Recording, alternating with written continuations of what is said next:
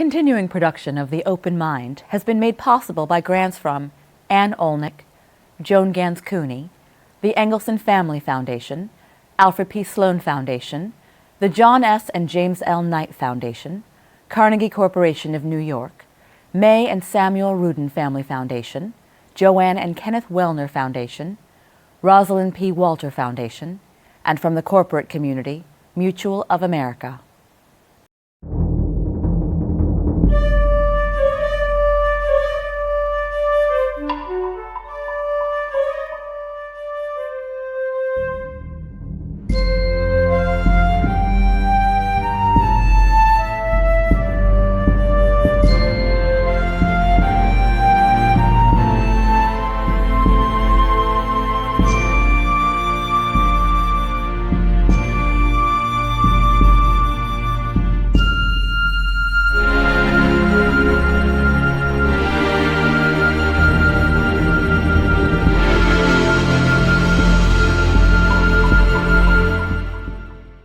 I'm Alexander Hefner, your host on The Open Mind.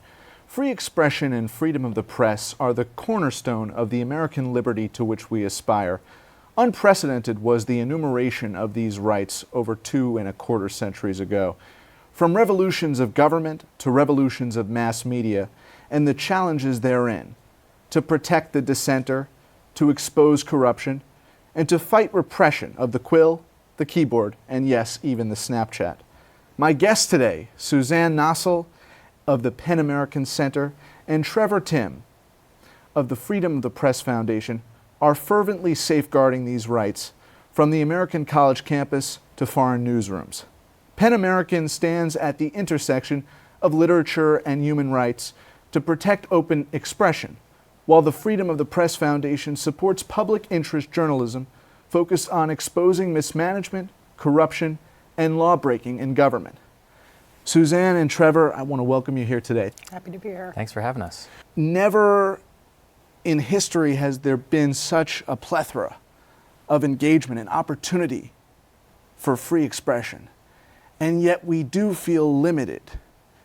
We feel unsafe sometimes to express ourselves, and we feel like our society at large is not necessarily secure. Our actual personal liberties, virtually and physically. How would you say we have evolved since Justice Oliver Wendell Holmes said, "You can't yell fire in a crowded theater or church"?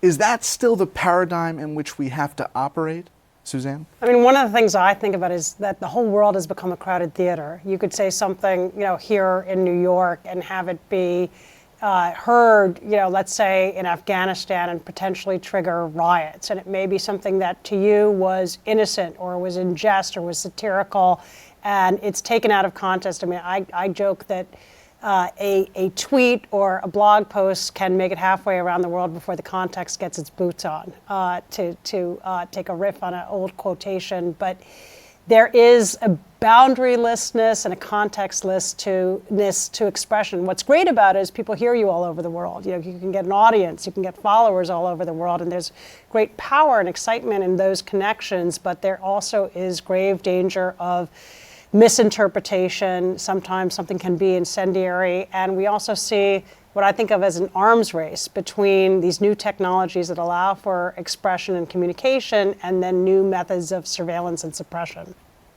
Trevor, how would you weigh in on that in terms of that juxtaposition of opportunity for speech and then the opportunity for repressing that speech potentially because of those grave threats that we face, terrorism namely, but this impression that lawlessness is governing so much of society, not just from the government's perspective, but those people who want to perpetrate harm on our brother and sister?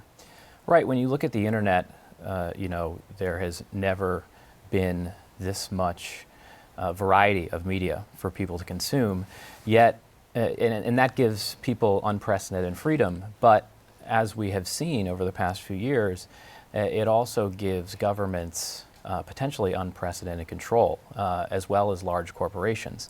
The fact that there are millions and millions of news sources doesn't equate when we look at how people consume news, which is often only through one or two or three websites. When we look at the vast majority of the population, for example, there was a recent study that just showed that 40% of American adults consume their news only through Facebook.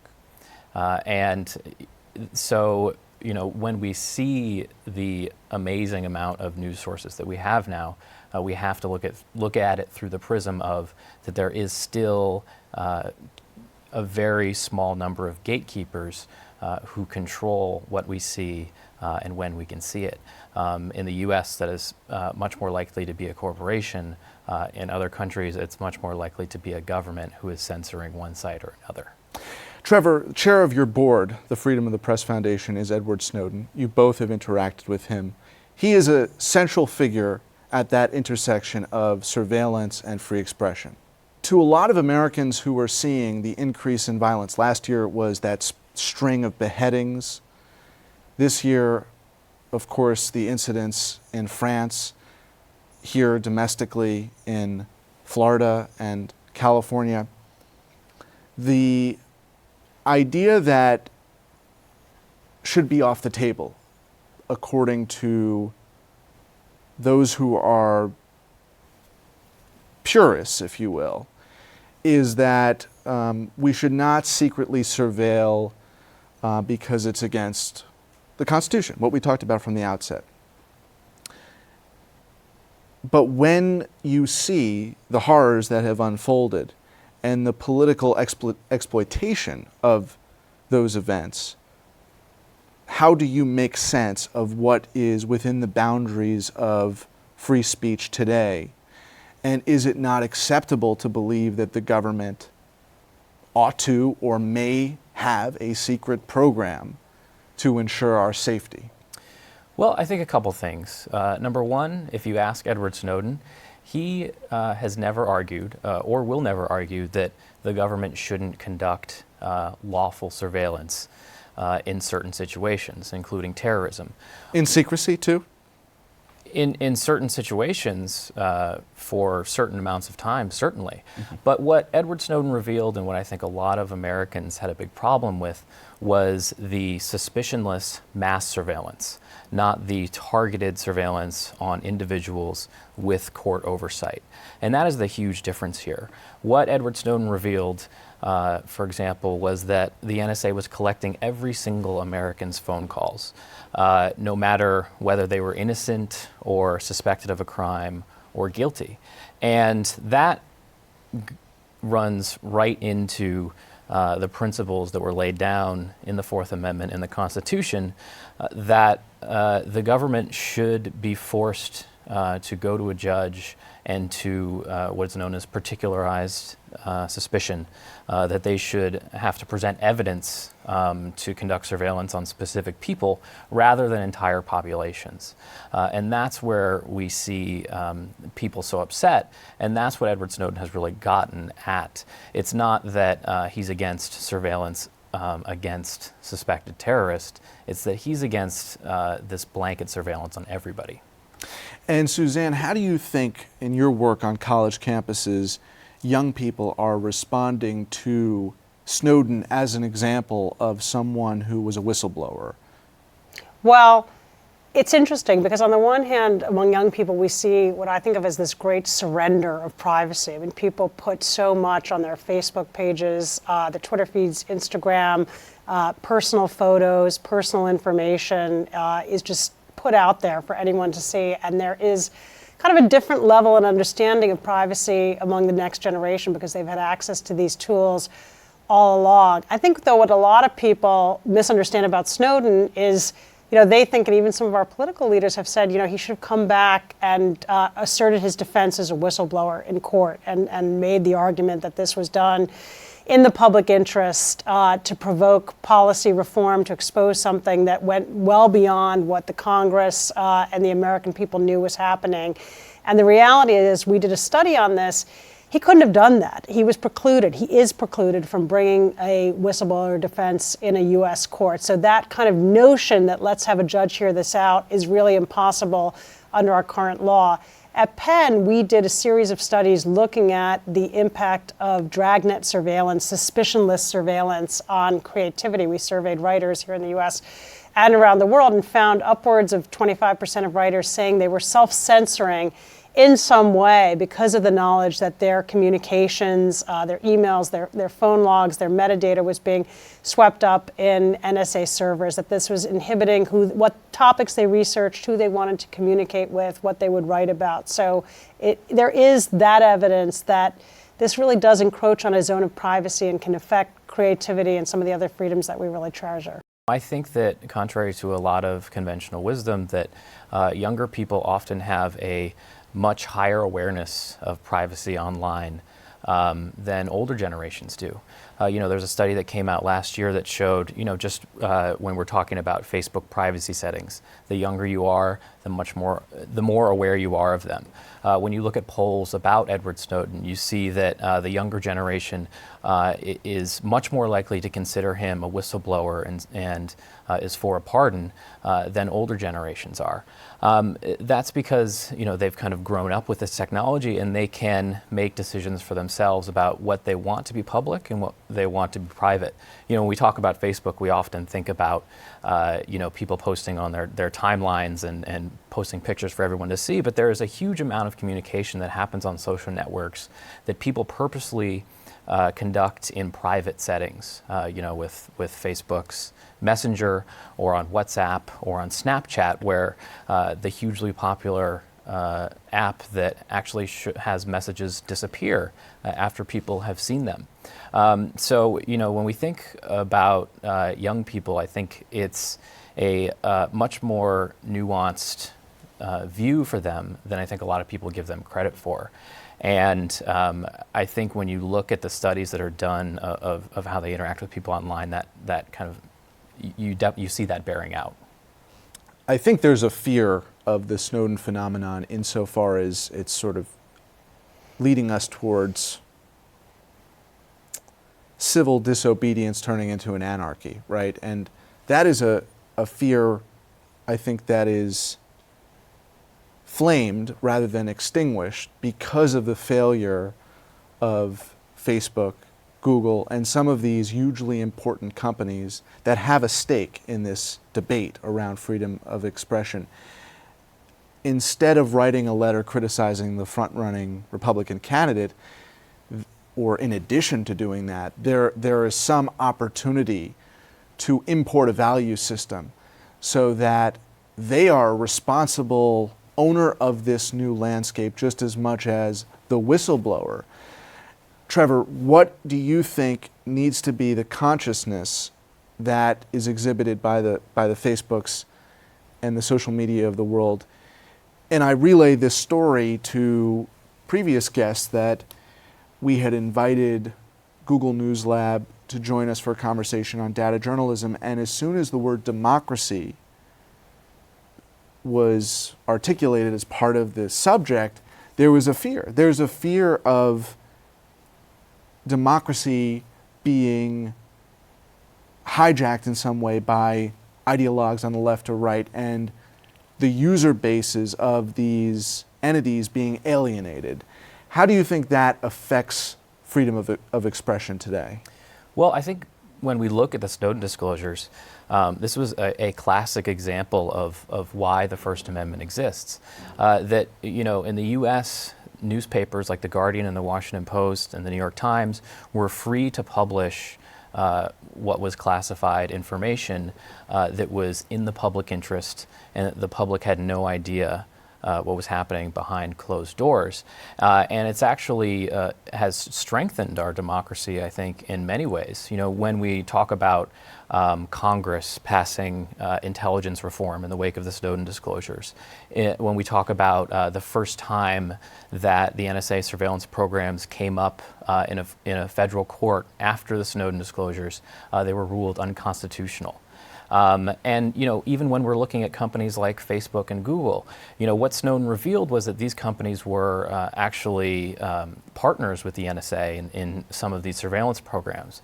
But once that information became public, we've seen a lot more pushback from tech companies defending users' privacy rights, pushing back on overbroad legal orders, encrypting a lot of their communications so that the NSA can't secretly hack into data links overseas.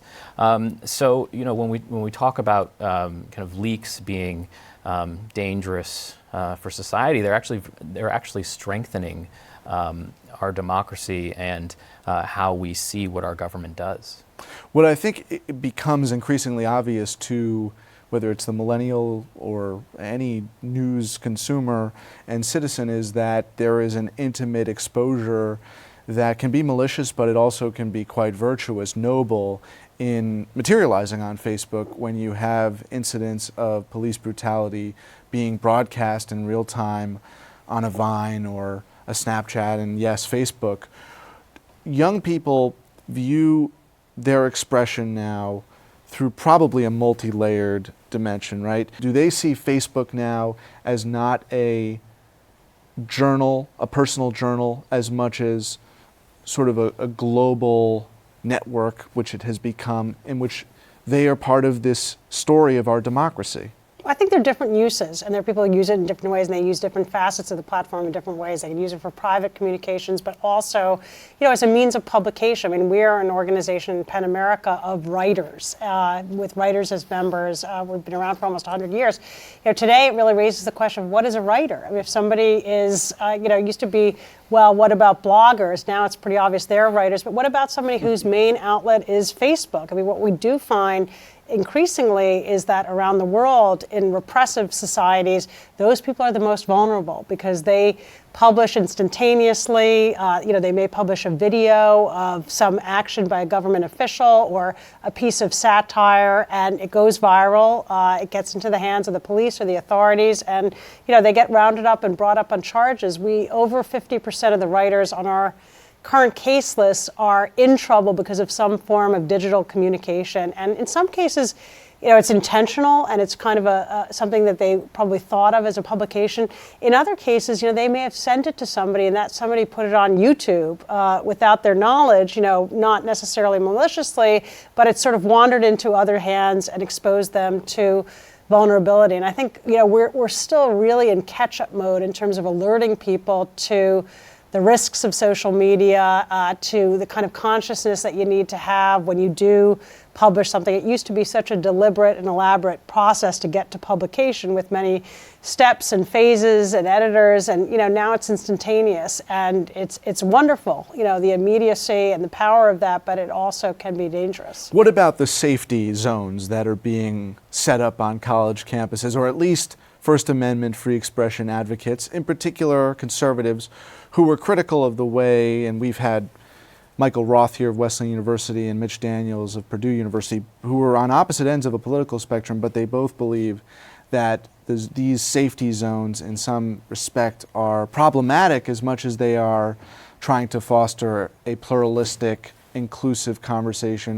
I think we have to be nuanced about how we talk about this. I mean, the idea of a safe space, a place where you can be with other like-minded people for a discussion and dialogue, that idea is as old as the Bill of Rights. It's freedom of association. If I want to have a group of people that loves miniatures and, is going to sit around together and talk about that, there's nothing wrong with that, or that are ardent feminists, or that, are supporters of a political candidate and we want to meet and have a discussion, and, the purpose of it is for like-minded people to get together. There's nothing wrong with that. I think where you get into trouble is when these spaces are, one, they're kind of created and enforced by an institution. So it's not a group of people coming together and saying this is what we want to do, who we want to be with, and what we want to talk about. But it's an institution enforcing the idea that certain perspectives are allowed and other perspectives are out of bounds. I think that's not the role of the university. And I certainly think the entire university or an entire residential college, if we start considering that in its entirety a safe space for certain points of view or perspectives, there's a real risk to free expression. I think those bigger environments, the openness of them, the exchange of ideas, the opportunity to meet up with and debate with people who disagree with you is essential to the college experience. So I don't think it's a simple either or, but I think we have gotten rather vague and nebulous in our definitions, and that's where the confusion and the conflict comes in. Trevor, how would you specify, in your judgment from the Foundation's perspective, hate speech that shouldn't be tolerated in the defense of civil liberties? Well, I think when we talk about hate speech, we have to remember that hate speech is actually protected by the Constitution, even when it's deplorable and abhorrent. But not when it incites violence? Well, there are very specific rules when we're talking about inciting violence. In the Supreme Court, you mentioned fire in a crowded theater earlier. This is a classic quote that I think is often overused and misused in context when we're talking about freedom of expression, because it was actually a Supreme Court case in the early 1900s where Oliver Wendell Holmes used that phrase. And what they were outlawing in that specific situation was a nonviolent protester, a socialist who was protesting World War I. He was suggesting people shouldn't go fight in war, and they actually threw him in jail. And so what they were saying was, just like you can't falsely shout fire in a crowded theater, you can't issue mild protests of government. And so that case has actually been overthrown for a long time, and it actually, the case that essentially overturned it was talking about incitement.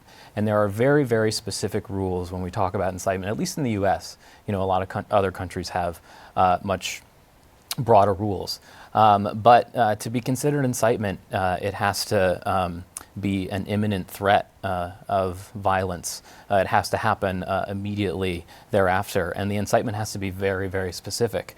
And short of that, there's a lot of speech that a lot of people would consider offensive, but yet is still protected by our Constitution.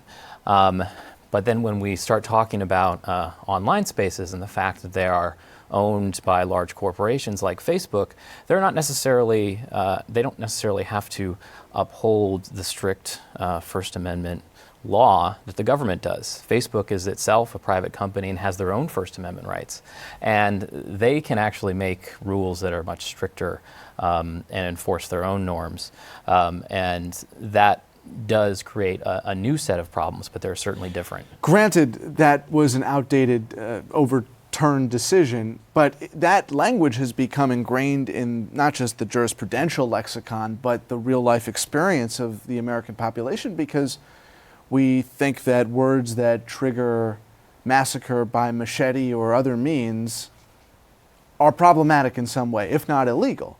What do you think ought to be off the table on college campuses? Are these incidents, and you can use whatever examples you want, but are the incidents in Missouri, at Princeton, Yale, they all seem to be different, but is there any collective wisdom we can take from them in what is hate that cannot be justified? Sure. I mean, I think we have to put this all in perspective and recognize, there are lots of different students with lots of different motivations, but in many cases, this is really about advancing the drive for inclusion and equality and integration to the next level. And there are people, my generation older, for whom, the idea that certain words are out of bounds suddenly, seems like an affront. It seems like overreach, but those goalposts have always shifted. We've always evolved our language to be more inclusive. There have always been terms that were fine for common usage in one period, then that's over time become viewed as offensive. So that evolution is, I think, ultimately a positive thing. It does have the potential to reach too far and to become too quick to reject alternative viewpoints, to overreach in terms of protecting students from ideas that are threatening or challenging. And I think we have to be careful about that. We've noted here in this conversation that our rules on what speech can be considered illegal in this country are very narrow. And the United States has the most speech protective standard in the world because of those narrow definitions. And I think that's something to hold on to, but also to recognize that speech can be harmful in a variety of different ways. The answer very often is not banning it, but it's also not doing nothing. It's taking an extra step to foster dialogue about what is offensive, how speech makes people feel, what an appropriate response is, what the role of different actors in the debate may be. So it's not a question of banning, and it's not a question of turning your back. It's a question of kind of using these discussions, whether it's at Yale or Princeton, to kind of push through to a new level, hopefully, of inclusivity on campus. And Trevor, finally, when we think of the future of freedom of expression and freedom of the press for our democracy, what kind of reconciliation do you think might lead us to finding some consensus in the aftermath of the Snowden revelation? Because ultimately that's what forges a democracy, the idea that we have this founding document and we want to interpret it in a way that is consistent with the believers in Edward Snowden as a whistleblower, but also the believers of him in some respect as a traitor. And those have to be reconciled in order to have a functioning democracy, don't they? Absolutely. And I think when we talk about having a functioning democracy, the overarching lesson from the Snowden disclosures is that the American people have to understand what its government is doing behind closed doors that potentially could affect everybody. When we talk about the NSA mass surveillance program, which was collecting all of the phone calls, the American people had no idea that this was happening. They didn't elect a member of Congress to vote this into law. The law that they were using was completely reinterpreted to mean something that was the opposite of what it said. And much more about surveillance, the Snowden disclosures, I think, have taught a lot of people about government transparency and being upfront with the American people and letting the American people decide what they want. If they ultimately want more surveillance, then that is their choice. And Edward Snowden has actually said this many times. All he wants to do is provide the American public a way to make that choice and not have that choice be made for them in complete secrecy. A transparent vehicle through which that can be achieved. Absolutely. Trevor, Suzanne, thank you for being on The Open Mind today. Thank you very much. Thank you. And thanks to you in the audience. I hope you join us again next time for a thoughtful excursion into the world of ideas. Until then, keep an open mind. Please visit the Open Mind website at 13.org/openmind to view this program online or to access over 1,500 other interviews. And do check us out on Twitter and Facebook at Open Mind TV for updates on future programming.